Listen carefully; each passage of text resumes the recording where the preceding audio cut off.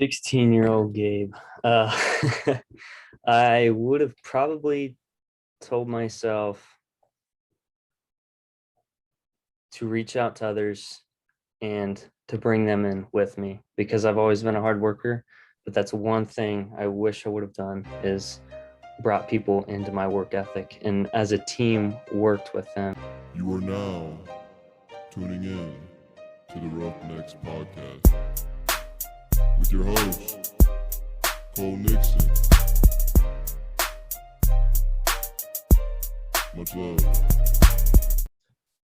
What's up, everybody? Welcome back. It's been a couple weeks since we've done an episode, but we are back and we should have possibly a triple episode week, but don't hold me to that because you know how it goes with me. Sometimes I'm back, sometimes I'm not, but this week is actually a very special week. I'm doing a giveaway on Instagram of our first ever Roughneck sweatshirt. So if you guys want a sweatshirt, actually it's on Instagram, Twitter, Facebook, and TikTok. So you have multiple ways you can enter. Go on to the social medias, find that sweatshirt, find the giveaway post, and enter into that giveaway. Fall sale coming next week.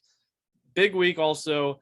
Tomorrow, the day after this episode is released, is the 1-year anniversary of the Roughnecks podcast. It has been a whole year. We'll get into that. With hopefully we will have an episode on that date. But getting into this week's episode, for joining me for episode 51 is a former teammate turned rival for a second, but Mr. Gabe Shroyer. Welcome to the Roughnecks podcast. Thanks for having me.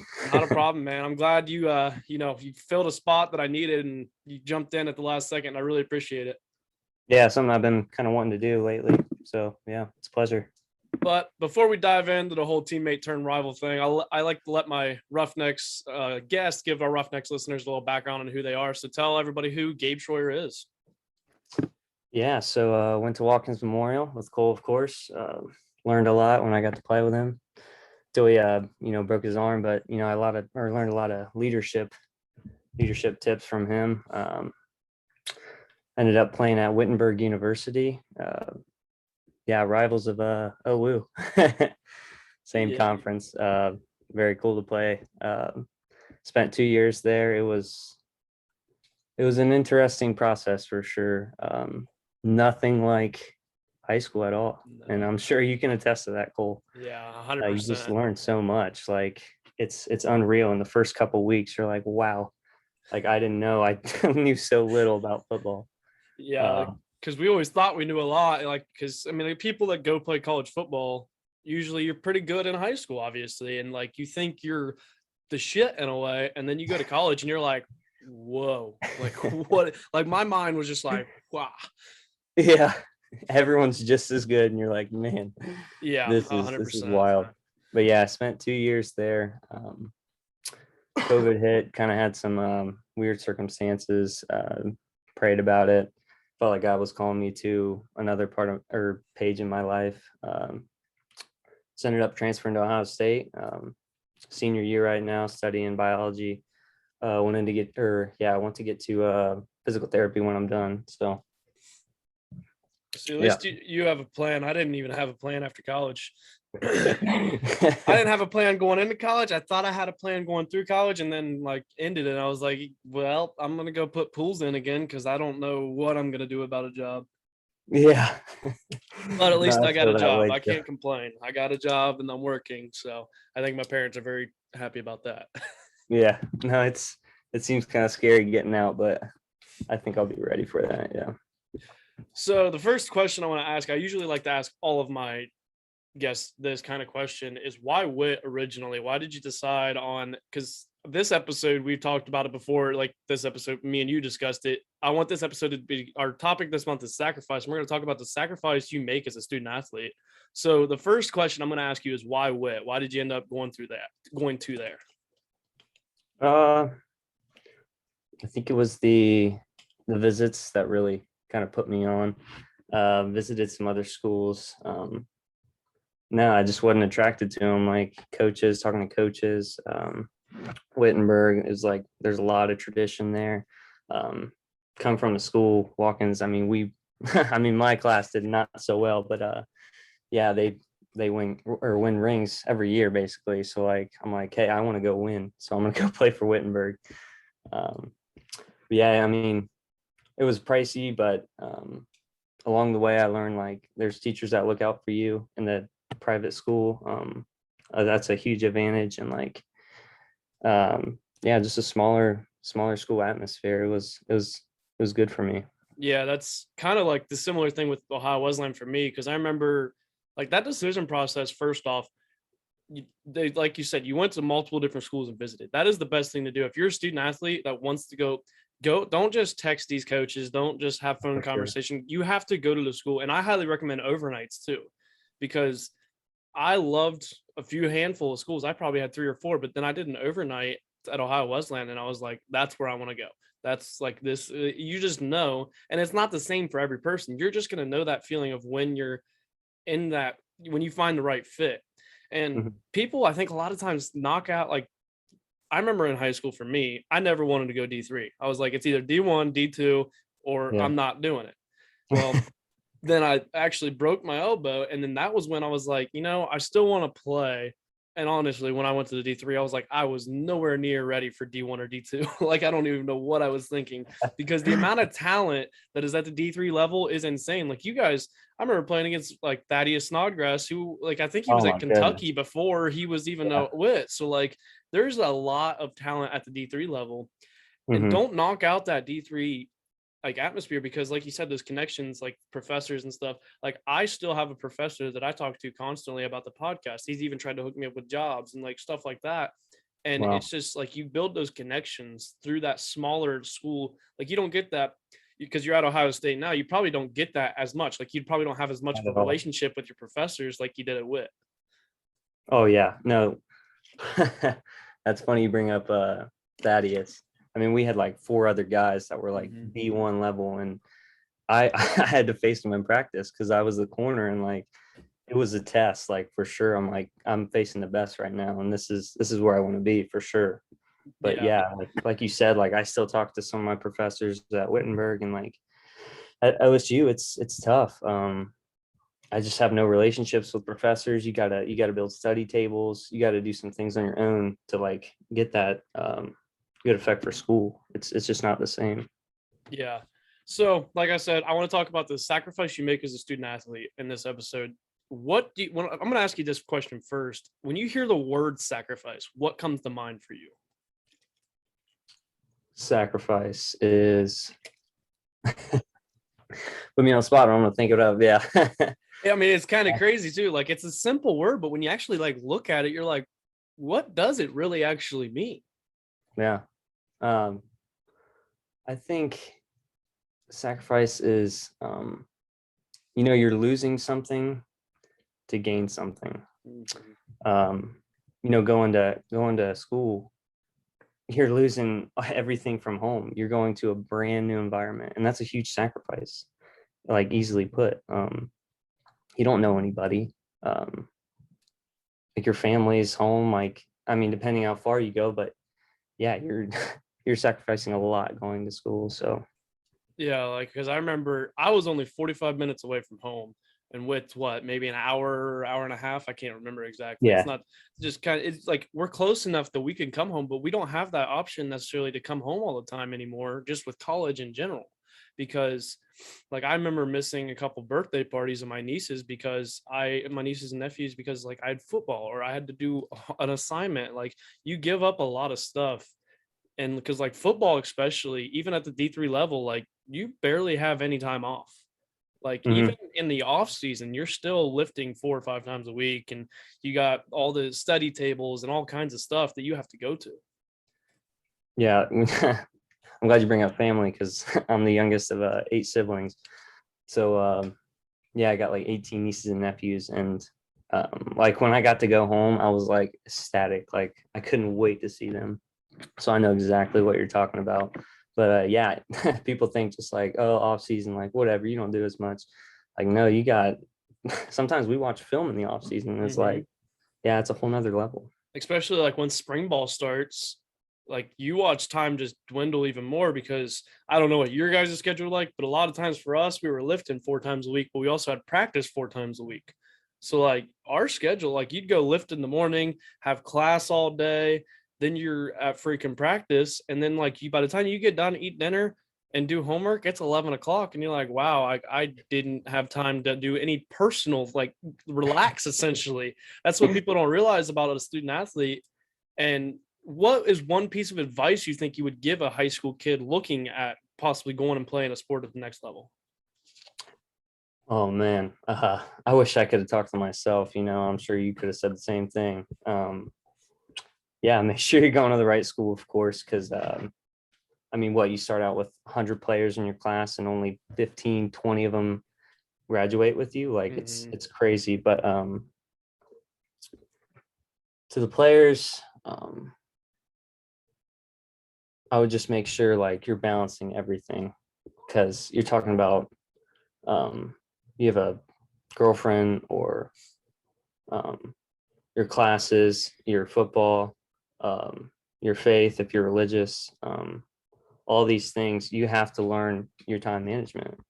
And you got to be serious if you want to do this. Like, it's no easy sacrifice. Like, if you want to play, you better make sure like you're doing the things that you have to be a part of like that team. It's funny you said time management, because like that was what I had in my mind for this entire thing. Is that is the biggest thing you have to learn, and it's going to take you time to learn, because you're going to think in high school like, oh, I did it in high school, like I was fine. Your classes are no longer the same. you got homework all the time, Right. you might, and then like it's all these things that you got. Because I remember my freshman year, part of it had to do with the classes I was taking, part of it had to do with my decision making and time management, where, especially as a freshman, like people were like, oh, let's go party, let's go drink, let's go do all this stuff. And as a student athlete, it's nice to have a schedule, because as a student athlete it helps a little bit. But my freshman year, my GPA was below a 2.0. Yeah. And in high school, I was a 3. I think I graduated with a 3.7 or 3.9 or something. Like, I was a pretty good student in high school. And Yeah. I found out real quick in college what happens if you don't set aside time to study. Because you're like, oh, I don't need to study for that exam. You need to study for those exams. In high school, you could get away with not studying for a test or a quiz. In college, you don't study, you're probably going to get a very bad grade on that exam or whatever it is. Oh yeah, for sure. I mean, I'm in my senior year and I'm still learning how to study. Like, you never stop learning how to learn. No, not at all. Just working on like organization and big things for like freshmen is having like a planner and setting your day, and like having that schedule. And sometimes coaches will print off papers for that, but like you have to set your day. It'll be like, oh, I miss talking to my mom or my dad or my significant other. So yeah, that's huge. Well, like the planner thing, because that's the thing. Yeah, coaches might have a schedule, but that's for football. People don't like, you got to set aside that time for your academics as well, because after all, like, even though Cardell Jones said I didn't come here to play school, if you're at the D3 level, there's more than likely a chance that you're not going to the NFL. So the biggest thing is your academics. And that's where a lot of people, because like you watch a lot of people, you probably saw it at WIT all the time, where like, people come in and you, like you said, you come in with a giant class.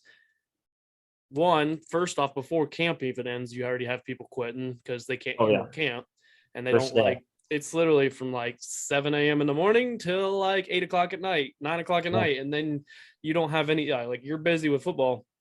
But then you also get, when school starts, that's where I watch a lot of people, like, their grades are just going down the drain. After that first semester, you lose a lot of people just because of grades. Yeah. I mean, there's like so many talented players, like, geez, I can't compete with this guy. And next week he's gone because he can't figure out at school. And you're like, wow, that kid was talented, but he just couldn't get it done in school. And it's just wild to see that. So like, that's a huge thing, is once you get to the college level, it's all about want to. And I'm so serious about that. It's like high school, it's like, okay, we need you, like the city needs you, like we need you to win. But once you get to the college level, there's someone right behind you who wants your spot, and you have to put in the effort, and you just have to want it. Like, it's all about want to. Like in high school, once you get that starting spot, you're not like, there's not very many times where they lose it. You might lose it a little bit, but like in college, you have one bad game or one bad practice. Because I remember, like, being second string my sophomore year at safety, and then like I watched the safety. I had a good practice. The other safety had a kind of a bad practice, and it just flipped. And it was only for a day, but like they do Yeah. that because they're not like there is plenty of players. You're easily replaced at the college level. Yeah. Yeah. No. Yeah, just what you said. I mean, I had a bad practice and, running off like 2 or 3 hours of sleep. So I was trying to do homework the night before. Bad time management, whatever. Oh, we've all been there. Yeah, I think so. But yeah, my coach after the practice was like, Gabe, you look like shit. And I'm like, oh man. Next day I look at the roster and I moved down a spot. And it's like, yeah, I honestly deserve that. And you watch film and you're like, geez, man, this is the thing that I can improve. And if I don't, I'm going to stay there. Like, I have to have better practices. Yeah. And the big thing, too, is football is great, but you can't get so caught up in it. Oh, yeah, for The sure. great thing that I love, too, about football is like, in college, that's when our stress starts to take over. Like, we get a lot of stress, which I can tell you, it just continues to get worse. So once you graduate, it's even worse because like today, I've been running around with a chicken with my head cut off and finally got on here. But you start to get all this stuff. But football is that time where you can, or any sport, you can just finally like let all that stuff go and go do the sport you love. Because like you said, you're running off 2 hours of sleep. You're probably worried about this or that or whatever. When you're playing that sport, just let that go. Now, as soon as that sport ends, it's going to come back and that's fine. But give yourself some time to like step away from that stress, from all the worries that you have. And that's the great thing about college athletics or any athletics in general is that it's almost a stress reliever. Yeah, no, I learned that my sophomore year. Just like distinguishing between your sport and your school. When it's time for football, it's time for football.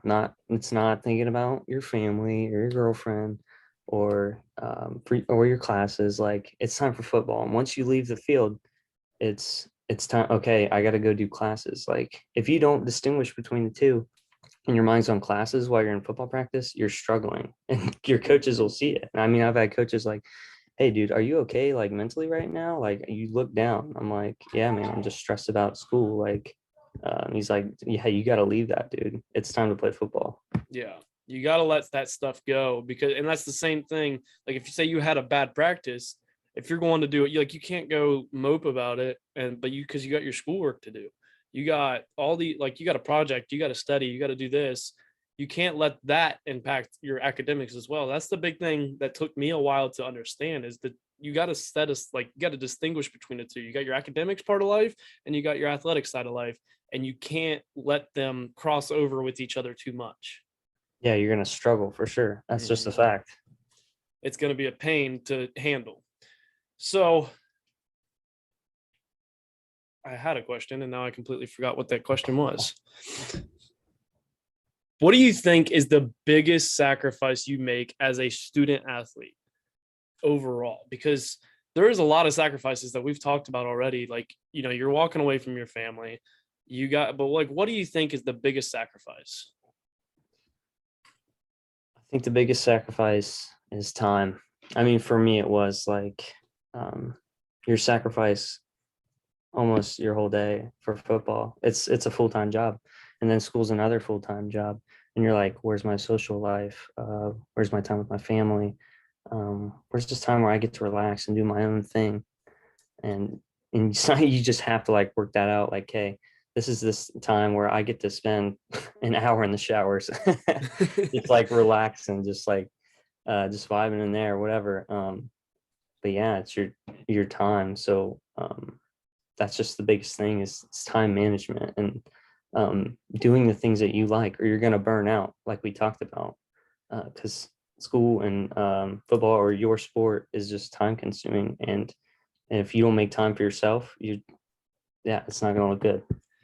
Take me through, because I know what it's like, but I want our listeners to understand. Take us through like a normal day of let's do a class day. We'll do a camp. I'll do a camp day. You could do a class day of what it's like when you have class and football during the regular season. So like, what's a normal day like for you? Or what was it like for you? Yeah, normal day, we'll say Wednesday. You got film 7 a.m., maybe 6 a.m. So you're waking up 15 minutes before that, 20 minutes before that, because you got to go walk there. After film, go to breakfast. You got class, 2 or 3, depending on the day. Maybe you finish up school around 2, 3, and then you got practice 3:30 maybe. And you'll run practice 3:30 to sometimes 6, maybe, depending on the day. And then you get home. You want to eat, of course. After that, maybe you watch a little film, and next thing you know, it's 8 o'clock, and you have to turn in assignments, and like you got to study for your classes. And by then, it's 10 o'clock, and it's lights out. Yep. And that's the thing too. By 10, like I learned in college, like I didn't want to stay up late playing a sport. Like, man, I was tired. I was ready for bed, because that was the worst. Is like when you're up at 11 o'clock still studying, like miserable right now. Like you're half asleep. Oh yeah. Man, I shouldn't have, but I lived off energy drinks in college. It was bad.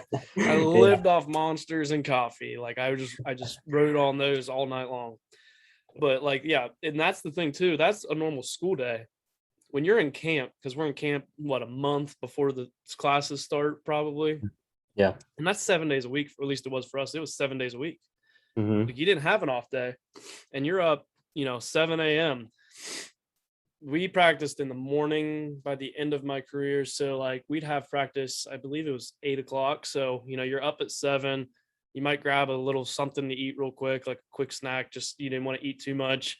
You went and you had practice from 8 to 10:30, 12, 11, whatever it was. Then you get done with that. You go eat, shower. Then you got lifting. And then, so you had an hour of lifting and then an hour of film. And it was just like, and then you had install meetings, and like the rest of your evening was just meetings all day long. And you never stop. Like it is from 7 a.m. I usually, like, there was nights where we didn't get out of meetings till after 10 o'clock. Yeah. And like by then you're just like, I'm going to bed. There's nothing else to do. I'm just going straight to bed. Yeah, So you can't wait to sleep. Oh yeah. Sleep is the greatest thing in college. You hardly get any of it, but it's great. That's why, like, I don't know about you, but like anytime I had a chance, like a class got canceled or something, I was like, holy shit, I get to take a nap. This is awesome. Let's go. Yeah. No. And throughout that day for football, don't be late. Oh God, no. Oh gosh. Yeah. I got a story. I was 2 or 3 minutes late to just a study table. Guy writes me down as late. I'm like, whatever, dude. I'll probably have a thing I got to do after practice. And we had a bad day in practice. So the coach is mad at us. And I got to do 100 yards of bear crawl on one leg. I'm like, that's not even possible. And he said, no, we'll be out here all night. I'm pretty sure I spent an hour trying to do that. And he just didn't care. I mean, these college coaches, this is kind of their life. So like he was willing to be out there all night, literally. But like, that's the thing. Just don't be late. Like that's the difference between you playing and not playing right there. Oh yeah. Right there. I think, because we call it a strike system for us is what we did. We called it the S list, where we had what we called dawn patrol. And that was at 6 a.m. If you were late to a meeting, or like we had, if you forgot we had called it a champion's manual. It comes off of Jim Tressel's winner's manual. And like, if you didn't bring that to a team meeting, you had to run the next morning. You had to go to dawn patrol. You're late. Any of these little things, like you do something stupid and you get caught out at a party and you get in trouble with the campus, like you're running again. But we called it the S list. And your first one, it was just you running. Your second strike, it was just you running again. Your third strike, it was your whole position group had to come at 6 a.m. with you. Your fourth one was the whole side of the ball, so offense or defense. And your fifth one, you were talking to Coach Watts about possibly getting kicked off the team. Wow. Yeah, you don't want to make your teammates run, because they'll be pretty pissed at you, no doubt. Yeah, my freshman year, we had it was the biggest class I think Ohio Wesleyan has seen for a while.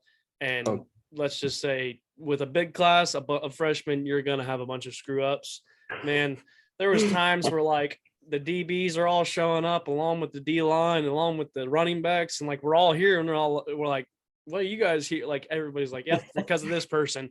Like it was to the point where we like, but it also keeps the entire team accountable, because once that person gets that third strike or fourth strike, you're on them like, hey, do you need a ride? Like, dude, just ask me for a ride. I'll come pick you up. Or you're texting them in the morning, are you up? Like, make sure you're up and all this stuff. And it's the accountability. But you learn real quick that time management. Like if you're 2 minutes late, if you're a minute late at the college football level, well, we're talking college football, but any college athletics, if you're a minute late, you're running, you're doing something. You can't be late to anything. And I always try to get to meetings 10 to 15 minutes early, because if you're not there, if like you're showing up at that last second, you're pushing it, because you never know what you're going to run into. It's just like people always say, leave for things early, like a job interview or whatever, because say you run into traffic or you like something could happen. So it's always better to be early than pushing the limit. Yeah, our coach actually had something for that. Coach Fincham, great coach, by the way. Yes. Anybody looking at Wittenberg? I will say that Wittenberg is the only team in the conference that I never beat. I never beat Wittenberg. We beat Wabash when they were ranked like 8th in the nation. We beat Denison. Wittenberg, for some reason, we just could never beat. You guys have had that skull that we don't actually play for years. Yeah, that was one thing. We always seemed to play really good against you guys. I don't know what it was. It was just like, oh, Ohio Wesleyan, yeah, we're gonna play real well this game. I don't know what it was. That's just how it was. But yeah, Coach Fincham said about being on time. He said to be early is to be on time. To be on time is to be late, and to be late is to be forgotten. And that's just the truth. If you're late, you're forgotten. No matter how good you are, you could be a D1 athlete and you don't know the plays, you can't play because you missed that meeting. And it's just critical. Just be on time, and that means being early. Yes, I think that's the biggest piece of advice to someone who is going to play college athletics in general. Be early to everything. Yeah. Because if you're early, first off, if you're one of the first ones there too, your coaches notice that. Yeah. It may give you just a little bit of a bump. Yeah. Your coaches notice the little things that you do, and the little things are the big things that matter. Mm-hmm. So yeah, I wasn't the best player on the field for sure. I was talent-wise middle maybe, but that's one thing that just helped me and boosted me is I was almost always on time, always where I was supposed to be, and coaches recognize that. 100%. Yeah. And another piece of advice that I mean, for me personally, it's what helped me the biggest between my freshman and sophomore year. That first off season, when you have your off season lifting, push yourself like crazy. Mm-hmm. Because first off, you don't have anything to lose at that point. Mm-hmm. Most of us aren't going to go in and start as freshmen. So go in and push. That's when because that first year, especially defensively, playing DB, like at least for us, dude, it was freaking nuts. Like all the different, like in high school, we ran what? Oh my base. God. We ran base. What was it? Base. I don't even remember what the signal for black was, but it was base black every play. Yeah, black or Coach gold. Warrington. Like yeah, Coach Warrington I loved Coach Warrington, but he was the most basic guy. In college, it was like, yep, we're running this. Yeah. I'm like, what? They're like, roll the safety. I'm like, we're rolling. What does that even mean? Yeah, because when we played, like we lined up at 7 or 8 yards, and then we were good from there. Yeah, no, I mean, it's pretty fun for someone who loves football to like learn all these different coverages, but I mean, it's wild how much. I mean, it's just like a class. You have to like learn all these things, or you'll fail the class. Like it's huge to learn. It becomes second nature, but that first year, stay in your playbook, because no matter what position, because that is the hardest thing, is picking up. You're learning a whole new defense or offense essentially. So you're relearning football in a way. So you just got to stay in your playbook and look at it for 10 minutes every night, whatever. Even if it's just 10 minutes, that's where the time management, set aside 10 minutes. Cause there was it's similar to like I've talked on this podcast with the book. People who read or like want to get into reading, stop looking at it as, oh my God, this is a 300-page book. I'm never going to finish this. Set aside a little bit of time every day to read 10 pages, because if you look at it, you read 10 pages every night for a month, there's a 300-page book done. Yeah. And all of a sudden, it doesn't seem like, when you chop it up into these little bits, it doesn't seem so hard. Yeah, that's just growth. That first year, you just want to focus on your growth, because chances are, yeah, you're not starting. So like, if you can get in the weight room, if you can study your playbook, and you come back your sophomore year, you're that much closer to starting. You're just putting yourself in a great position. So just maybe like, if you don't start, it's just a growth year. You want to grow as much as possible, and it's going to be tough, but it's essential if you want to play. Yeah, because that's where I watched a lot of kids too struggle. Like, I even struggled when. Me too. Yeah. Oh, and that big thing too, I'm going to go off this. Get your ass on special teams. Yeah. Yeah. Get on special teams, because if you want to be noticed, that is where those coaches will notice you. If you're just flying around on kickoff or whatever and knocking heads, man, they're going to notice that stuff. Get on. Don't be afraid to play special teams. I used to love special teams. My senior year, even though it was kind of the COVID year and we didn't really get to play, Yeah, they took me off a punt, and I went, Coach Cotter, I want back on. What do you do? Like, I've been on this for 3 years now. I want back on for my 4th year. Like, I don't want to give up my spot. And they were like, because it was a lot of it was, you're a senior, you're a starter. And I was like, I don't care. I want on my special. I was on every special team my senior year besides PAT field goal. I was never. wow. I'm no big boy, so. Wow. No, that's pretty wild that you were on all of them. That's special. Yeah, but no, special teams, you learn to love special teams as a freshman and sophomore. And I definitely love kickoff. I love punt. I love punt return. Not so much a fan of kickoff return for those who've done it, but I got a story for that in a minute. Yeah, that's a rough spot to be. But yeah, no, special teams is great, and that'll get you on the bus, and then you get to do cool things like stay in hotels and like have cool breakfasts in the morning. Like, yeah, it's a great spot to be. Yeah, speaking of kickoff return, I got my welcome to college football on kickoff return. Otterbein, under the lights, freshman year. I was only on special teams. We got the ball first, so here I am running on the field like, oh, my first college play. And I played the center position, which is the person in the front row, right in the middle, right by the ball. That was where I played for all 4 years. Oh, yeah. And I dropped back, got my drop, put my foot in the ground, started going after, and I just got fucking folded, leveled. And I was like, but the funny thing is there was a bunch of freshmen on our kickoff return. If you watch that play, you just see people like on all of us on our backs, and we're like, oh God. Like dominoes, yeah. Yeah, it was bad. I like got up and like ran to the sideline. Was like, well, this is what college football is. Cool. Now I know I got to run a lot harder and hit them a little harder, not be soft. Yeah, but I feel that. I played that same position, and I don't know what it was. I'd look down the line and be like, all right, small. I get to my guy and be like, gee, Merry Christmas. This guy's a 250-pound linebacker. I got to block this guy. I'm like, okay, whatever. I will say one of the cool times on kickoff return is when I actually had to block Dante when we were playing Worcester. That was actually, I was like counting, and I was like, oh, I got that guy. Oh, this is easy. You got to let him know on the play too. And after the play, like, oh man, too easy. So I got a few questions that I like to ask all my guests as we start to wind down our episode. But first one is, who is your biggest inspiration in life? Biggest inspiration. I guess I should say who or what, because you can have other things as not just people as your inspiration. Yeah. So growing up, it was probably my older brother. Pushed me, and I know people that have older brothers. You, of course. You get pushed by them, and constantly when you look at it when you're young, you're like, oh man, why are they pushing me so hard? Like relax, man. But then you get older and you're like, wow, I'm so glad he pushed me. But yeah, you just get a great appreciation for that.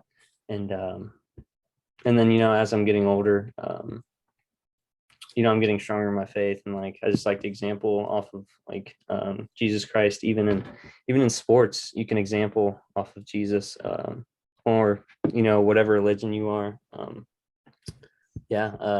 The perfect example to me. Yeah. speaking of like older brother, it's funny that you say that. I'm like, why are they pushing you so hard? Man, I remember there's a little basketball court at our neighbors down half court. Me and my brother would go down there when I was younger, and I would never be able to win.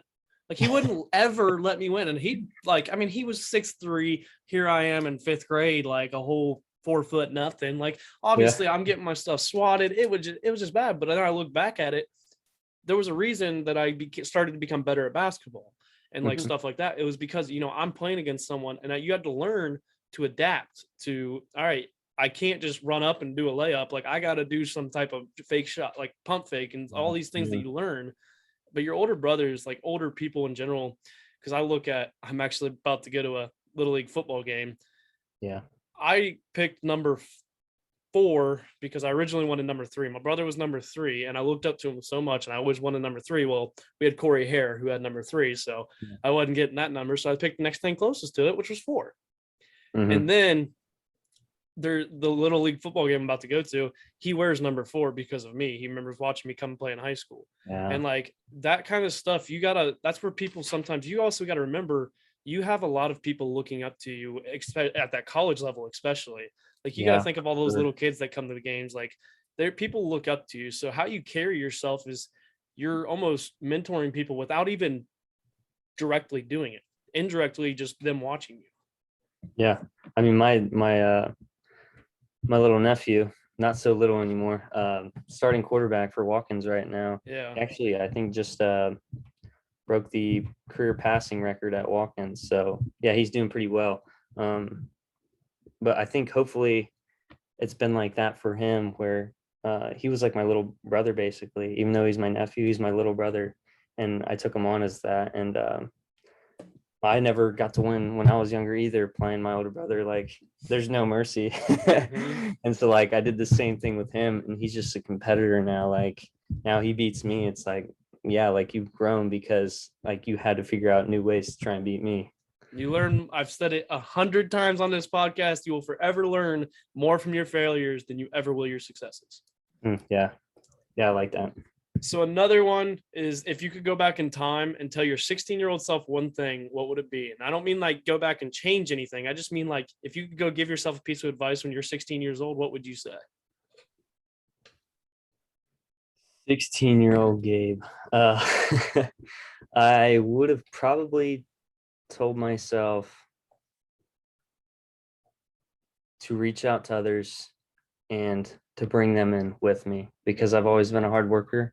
But that's one thing I wish I would have done, is brought people into my work ethic, and as a team worked with them, as a player and as a student. Like you're not on your own. It's your whole team. You're only strong as your weakest link. And if you only work out by yourself, only you are getting better. And like you just got to reach out to your teammates. And I mean, even at the college level, it's just reaching out and like saying, hey, come work out with me, come throw with me, come run with me. Like those are huge, and you don't realize it until the games start, and you're like, man, I mean, I'm doing okay, but as a team, we're not doing great. There's no chemistry. Yeah. And like, even if you text someone like, hey, you want to come throw to me, and they say no, you know what? Text them the next week. Try it again. Don't stop. Because that persistence is eventually they're going to be like, you know what, screw it, let's go. Like, and then they might realize like, oh, this isn't actually that bad. Like, it's probably a good idea. Be persistent and keep trying to push it. Yeah. Oh yeah. And probably another thing, I would have told myself to be a freaking leader.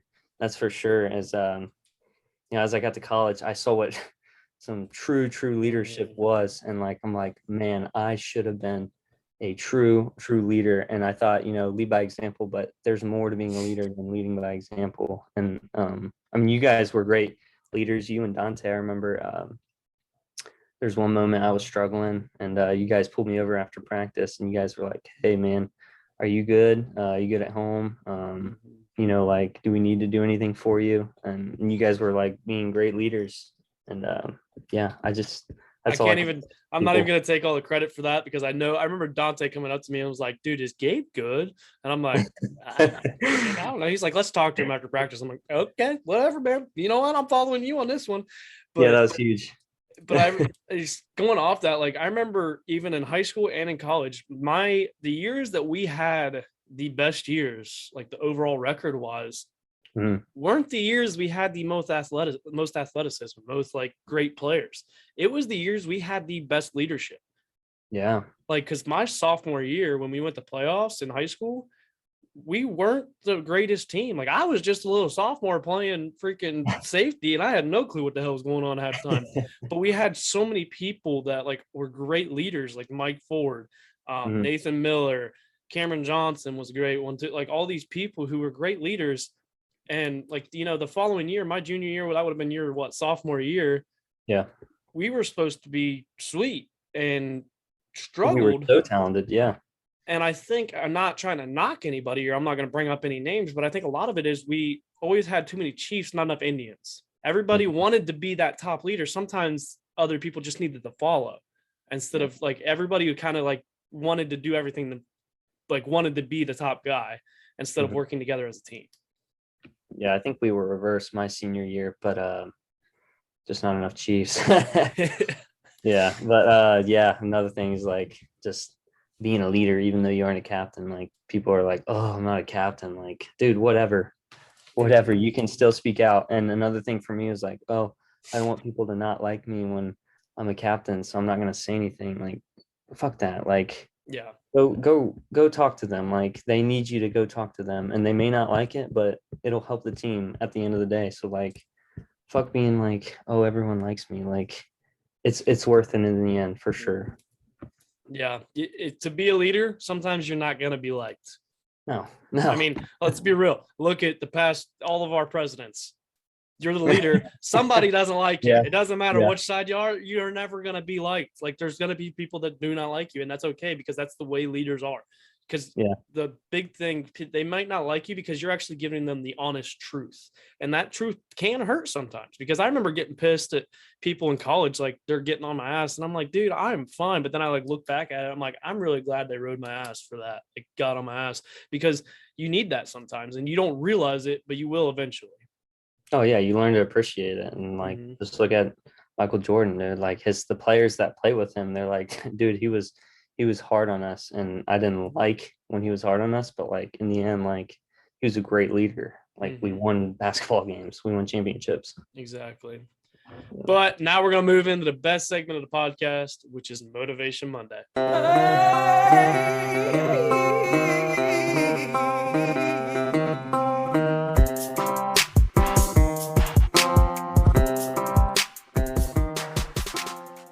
Motivation Monday is the point in the episode where I like to give the Roughneck listeners a little bump, inspirational bump to set the tone for their week as they listen on Monday morning. So what do you have for Motivation Monday, Mr. Gabe Shroyer? So throughout this week, what's kind of been on my mind is being a consumer and being a producer. And I'm sure you know very well, having your own podcast about producing, and it's good to look throughout the whole week or through your day and be like, how much am I consuming? How much am I taking? Whether it be social media or TV shows or movies, and where am I producing? Like, where am I bearing fruit and harvesting all the work that I've done? You just have to look like in yourself and be like, how am I affecting future generations? Where am I producing? And say, how can I produce? Get rid of that social media that's hurting you, whether it be Snapchat, Instagram. Take it off your home screen or set a limit for yourself. You think it's like a good time for you to rest, but it only drains you. And that's what I've learned myself is like, hey, just stop laying down in your bed, go out. Like I was thinking to myself earlier in the week, I'm like, man, how do I figure out all that's on OSU campus? I just need to look at these things, these maps, and talk to people. And I'm like, no, you go out, like you produce, you actually go do what you're supposed to do to learn about the campus. And just produce. And like you can pray all you want, but a faith without works is dead. And that's just facts. Even if you're not religious, you're not going to do much if all you do is contemplate all the time. Your meditation is just going to look like you trying to get all the bad things that you just consumed out of your brain. So, just be a producer. Stop consuming all day. Yeah, it's funny that you said something. I'm going to bring up something that we had in the past, like the social media. People always like knock our generation and like the generations after us because like, oh, they're always on their phones. They're always on social media. You know what? Like we recognize that. I think me and you are at an age where like we're in that tweener stage where we still want to get out. We recognize it and we're like, we need to go like get outside and just like get away from our phones, get away from social media because it's one, it can hurt your mental state, and two, it's draining. Spend like you get It helps you. if you have an iPhone, you get a note like you get a freaking thing that tells you how much screen time you had and how much time you spent on that. Yeah. If you ever actually look at that, it's like a wake up call where you're like, well, damn, like I need to probably lay off of being on Instagram every night because what I've tried to start doing is 15-20 minutes before bed my phone goes up. Because like, even if you like watch TV or something, but like get off your phone, read a book, just sit there and think, like just take time to yourself. And like, that should be like every morning. It's a big thing. Like wake up, don't look at your phone for 15-20 minutes because 99% of us at our age, what do we do? The first thing we do when we wake up, we look at our phone. Who texted us? How many notifications do I have? Because I mean, I'm guilty of it. Like I'll wake up and be like, oh, damn, I don't have any notifications. This sucks. Like I just got an email from Cole's or something. I don't know.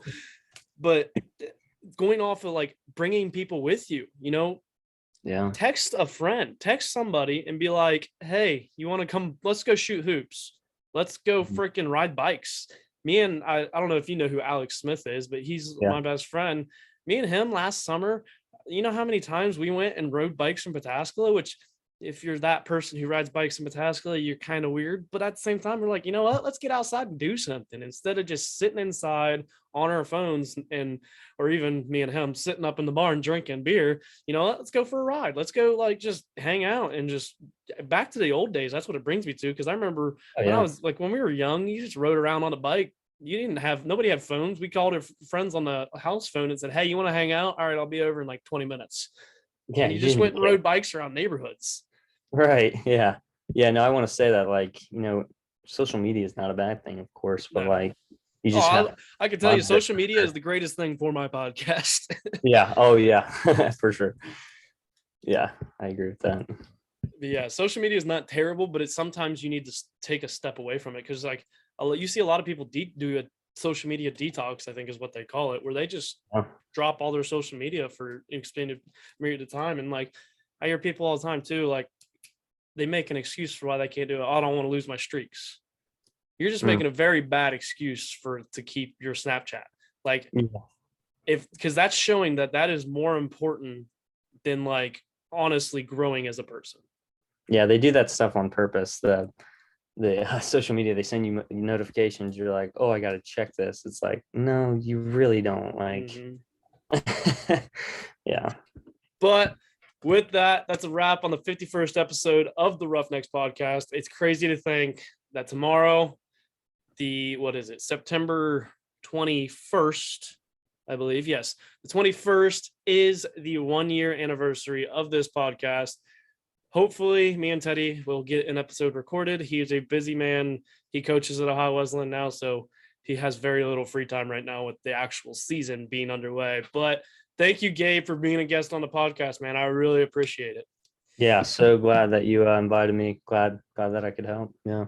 Who knows? Maybe you'll be a reappearing guest because that's been the common theme lately. People want to be coming back on. I actually just had for anybody who's listened for a while, Jerry Harper asked me if he can come back on. So we might be getting him on this week, actually, possibly. But this hopefully can benefit any student athlete who's listening. I highly recommend, like, if you ever have a question, reach out to me or reach out to Gabe. I guarantee you we'll help you out any time we can, because it is a very hard decision when you're making that college decision in general. Even if you don't add athletics into it, picking the right college is hard. But until next time, you guys know the deal. Life is hard and is going to knock you down just like a bull does to a bull rider. Don't let that bull of life walk all over you. Get up, grab the bull by the horns and take control of your life. Till next time, Roughnecks out.